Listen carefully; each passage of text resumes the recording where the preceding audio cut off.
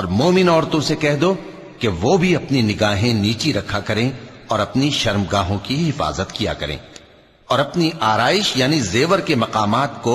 ظاہر نہ ہونے دیا کریں مگر جو اس میں سے کھلا رہتا ہو،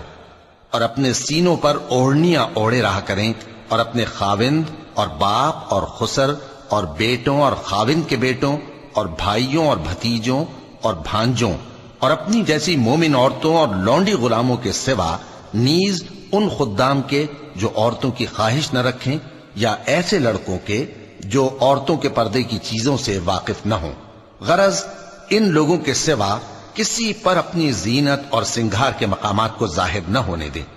اور اپنے پاؤں ایسے طور سے زمین پر نہ مارے کہ جھنکار کانوں میں پہنچے اور ان کا پوشیدہ زیور معلوم ہو جائے۔ اور مومنوں سب اللہ کے آگے توبہ کرو تاکہ فلاح پاؤ۔